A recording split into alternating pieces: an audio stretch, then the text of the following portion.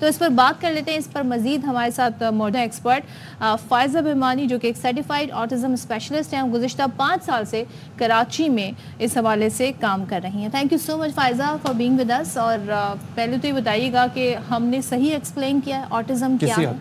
Thank you so much for having me. जी, आपने actually बहुत ज़्यादा अच्छी तरह से एक्सप्लेन किया है ऑटिज़म को। अक्सर लोग उसको एक बीमारी करके बोल देते हैं, पर मुझे बहुत अच्छा लगा आपने जिस तरह ऑटिज़म को डिफ़ाइन किया। और आपकी बात सही है कि ऑटिज़म एक न्यूरो डेवलपमेंटल डिसऑर्डर है। उसके अंदर जो मेन चीज़ें होती हैं, चीज़ हमें हमारे नाज़रीन के लिए एक्सप्लेन कर दीजिएगा, the difference between a disease, a disorder and a syndrome. Okay, autism को अक्सर लोग कहते हैं कि ये एक डिसेबिलिटी है। मैं नहीं समझती ऐसा कि डिसेबिलिटी है, बिकॉज ये बच्चे इतने काबिल होते हैं, हमें सिर्फ उनकी एबिलिटी को जानना होता है। तो द वे हम बोलना चाहेंगे वो होगा डिफरेंटली एबल्ड किड्स। तो ये ना ये डिसेबिलिटी है, ना ये सिंड्रोम है, ना ये मर्ज़ है कोई, ना ये कोई मर्ज़ है, बिल्कुल भी नहीं। ये एक डिफरेंट एबल्ड किड्स हैं जिनको उस तरह की थेरेपी प्रोवाइड नीड है जो हम दे सकते हैं, जो सर्टिफाइड प्रोफेशनल्स दे सकते हैं। बट जस्ट अगर पेरेंट्स ये चीज़ें पहले से नोटिस कर लें, so we all come together, then we can definitely. क्या नोटिस करें बच्चे में, किस एज से? ठीक है, पहले मैं आपको थोड़ा सा इसकी चीज़ें बताऊंगी। 3 चीज़ें हैं जो काफ़ी पेरेंट्स स्टार्टिंग से देख सकते हैं। जैसे कि मैंने आपको बताया ऑटिज्म एक न्यूरो डेवलपमेंटल डिसऑर्डर है। इसमें 3 चीज़ें से बच्चे काफ़ी हद तक आप पेरेंट्स नोटिस कर सकते हैं घर में।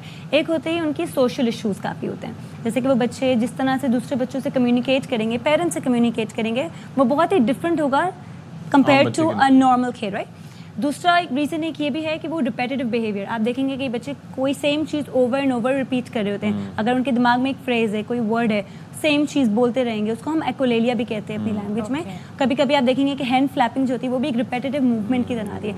टिप टो वॉकिंग भी हो रही है। तीसरी जो मेन बहुत बड़ी साइन है वो है इनकी सेंसरी। फॉर एग्जाम्पल, आप लाउड नॉइस से वो अपने कान बंद कर लेंगे, ज़्यादा ब्राइट लाइट होगी तो वो यूँ आंखें बंद करके नीचे देखेंगे। तो ये सेंसरी इश्यूज भी होते हैं। तो एक सेंसरी आई कांटेक्ट ना कर पाना, तो ये सेंसरी इश्यूज। तो ये सारी चीज़ें साइंस होती हैं। जैसे कि 9 मंथ्स में पेरेंट्स को कहती हूँ कि घर में ही आप अगर नोटिस करें कि 9 मंथ्स का बच्चा है और बच्चा लेट्स से अपने नाम पे रिस्पॉन्ड नहीं कर रहा, बच्चा पॉइंटिंग नहीं कर रहा by the age of let's say 1 year, बच्चा कोई पॉइंटिंग नहीं कर रहा by the age of 18 months, अगर बच्चा 18 मंथ्स का है और आप देखेंगे बच्चे के अंदर बैबलिंग नहीं आ रही है, बच्चे कुछ वर्ड्स नहीं बोल रहे हैं, अपने नाम पे रिस्पॉन्ड नहीं है, कोई फॉलोइंग डायरेक्शंस नहीं है, तो ये चीज़ें पेरेंट्स घर में स्टार्टिंग ऑन से ही नोटिस कर सकते हैं। तो बाय द टाइम बच्चा 2 and 3 का होगा, लेट्स सपोज पेरेंट्स ने नहीं नोटिस किया, मोस्ट ऑफ द टाइम यही होता है, वो लेट होगा, उसके रीजन भी हो सकती है। उसमें फिर क्या किया जाए? बच्चों को थेरेपी, किस तरह की थेरेपी प्रोवाइड? तो अगर जैसे कि 2 इयर्स का बच्चा है, 2.5 इयर्स का है, पेरेंट्स नोटिस कर रहे हैं कि आई कांटेक्ट नहीं है, सोशल इश्यूज़ हैं, बच्चा मेरी बात नहीं सुन रहा, पूरा वक्त मैं बिहेवियर्स देख रही हूँ, स्क्रीमिंग, क्राइंग, बिकॉज उनके मेल्टडाउन्स भी होते हैं, बिकॉज बच्चा आपको समझा नहीं पा रहा कि मुझे क्या चाहिए। आपको लग रहा है ये तो तंग कर रहा है, ऐसा होता नहीं है, वो तंग नहीं कर रहा, वो सिर्फ समझा नहीं पा रहा आपको। तो हमें उनके लेवल पे जाके उनको चीज़ें समझानी होती है। तो अगर by the time the child is 2 and 3, सो अगर मैं तो कहूँगी कि आप साइकोलॉजिस्ट को डेफिनेटली दिखाएं ताकि आप प्रॉपर टेस्टिंग करवा सकें।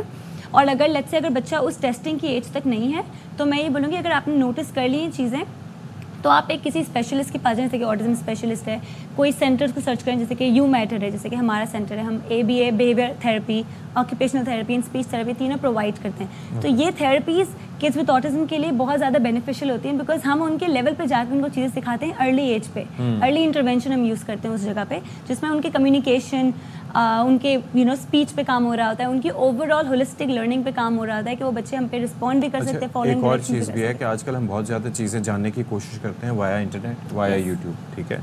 ऑटिज्म के हवाले से मालूमात हमें वहाँ से मिलती हैं। अब इसके अंदर मामलात आ जाते हैं कि कुछ लोग अफोर्डेबिलिटी के इश्यूज़ भी होते हैं लोगों के लिए, हर कोई अफोर्ड नहीं कर सकता है थेरेपिस्ट के पास जाना, या वो क्या कर सकते हैं, क्या किस तरीके से चीज़ें। अच्छा, दूसरा जगह जगह आजकल वो एड्स आ रहे होते हैं कि जी आप वॉइस थेरेपी बच्चे को दें और पता नहीं कौन सा, पता नहीं कोई वो साउंड सुनाएं तो वो इतने डेसिबल का होगा तो उससे उसका ये होगा। Does that work? There is no evidence, there is no evidence of any of that. जो एविडेंस है वो है थेरेपीज़। थेरेपीज़ का कम्प्लीटली साइंस, ये जो ABA थेरेपी की बात कर रही हूँ उसको कहते हैं अप्लाइड बिहेवियर एनालिसिस। ये बाहर के मुल्कों में बहुत ज़्यादा कॉमन है, कराची में बिकॉज यहाँ पे सर्टिफाइड लोग सिर्फ कुछ हैं इंक्लूडिंग मी, तो ये हमने यहाँ पे भी इंट्रोड्यूस की है थेरेपी अप्लाइड बिहेवियर एनालिसिस। तो ये एक साइंटिफिकली प्रूवन थेरेपी है। तो basically along with ABA speech और ऑक्यूपेशन थेरेपी को हम इन्वॉल्व करते हैं, क्योंकि फिर उनकी मोटर डिफिकल्टीज़, उनकी सेंसरी इशूज़, उनकी स्पीच, उनकी ओवरऑल लर्निंग पे काम हो रहा होता है इन 3 थेरेपीज़ को लेकर। तो थेरेपी से जितना बच्चा जल्दी इम्प्रूव कर सकता है, अगर आप घर में चाहें, अक्सर पेरेंट्स से कहते हैं कि हम सूरह रहमान लगा देते हैं, इन चीज़ में कोई हार्म नहीं है। अगर आपकी सेटिस्फेक्शन है आपको लगाना चाहिए। सूर्य रहमान तो अच्छा ही है ना, घर में प्ले होगी, बट सिर्फ उस पर आप रिलाई नहीं कर सकते कि बस उसी से मेरा बच्चा कम्प्लीटली नॉर्मल हो जाएगा, बिकॉज फिर आप ये करें कि आप बच्चे के साथ नाजायज़ करें। उसको आपने जिस एज पे उसको काम करना चाहिए था उस पर कि वो बेहतर हो सकता था, आपने सिर्फ उसको घर पे बिठा दिया। तो घर में क्या कर सकते हैं?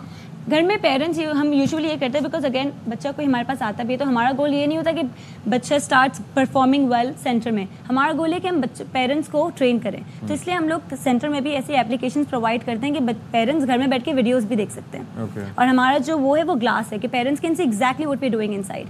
सो कोई चीज़ छुपी भी नहीं है। आप कहीं भी जाएं तो आप देखें ओपन पॉलिसी होनी चाहिए कि बच्चा पेरेंट्स देख सकें, वो ट्रेन हो सकें कि घर में किस तरह काम करना है। उनको होमवर्क मिलते हैं ऑन अ डेली बेसिस कि एग्जैक्टली ये थेरेपिस्ट करिए, मुझे भी यही करना है। और फिर मेंटेनेंस पे काम होता है कि थेरेपी खत्म हो गई तो आपको घर में किस तरह लेके चलना है। पेरेंट्स का काम ज़्यादा बढ़ जाता है। Yes absolutely. जिस इसके अंदर अगर बच्चा 1 घंटे के लिए जैसे थेरेपी के लिए आ रहा है बट वो 23 आवर्स तो घर पे है ना, तो हम जो भी 1 घंटे में करेंगे अगर पेरेंट्स वो चीज़ घर पे नहीं करेंगे तो क्या इस चीज़ की कोई वैल्यू है? कितने बच्चे ट्यूशन भी जाते हैं स्कूल के बाद ताकि रिमेंबरिंग अच्छी हो, राइट, उनको स्किल ज़्यादा याद हो।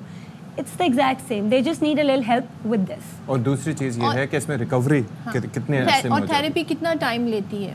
So ये बिकॉज ऑटिज्म एक बहुत बड़ा स्पेक्ट्रम है, तो जो अगर 2 साल के बच्चे हैं, 2, ठीक है, उन दोनों को ऑटिज्म है, लेट्स से दोनों का प्रोग्राम कम्प्लीटली डिफरेंट होगा बिकॉज उन दोनों की मे बी जो प्रॉब्लम्स होंगी वो एक कम्प्लीट डिफरेंट हो सकती हैं। दोनों को ऑटिज्म है लेकिन उनकी बिकॉज वो ऑटिज्म इतना वेरी करता है कि आप सेम चीज़ दोनों पे अप्लाई ही नहीं कर सकते। तो इनका वो उस बच्चे को देख के ही आइडिया होता है कि वो उनको किस चीज़ की नीड है, किस चीज़ में अगर उनको लिसनर की ज़्यादा नीड है या उसको कम्युनिकेशन की ज़्यादा नीड है या तो फिर उसको सोशल की ज़्यादा नीड है। बिकॉज कोई बच्चा बहुत अच्छा होगा सोशल में बट किसी और चीज़ में नहीं होगा, तो ये बहुत डिफरेंट वेरी करता है। तो इसलिए थेरेपी भी अगर 2 साल के बच्चे को मे बी वो हम जितनी उसकी थेरेपी में लगाएंगे may be you will see more differences, वाला के 8 इयर्स का बच्चा होगा अगर सेम साइंस होंगी तो मुझे लगता है थोड़ा और टाइम लगेगा बिकॉज इतना टाइम चला गया जिसमें हमने कोई काम नहीं किया। तो आई थिंक ये एज पे भी डिपेंड करता है और ऑल्सो सिवियरिटी क्या है, सिवियरिटी पे भी डिपेंड करता है। Thank you so much doctor Faiza, बहुत आपसे इन्फॉर्मेशन हमें मिली और आई होप कि बहुत सारे पेरेंट्स ऐसे होंगे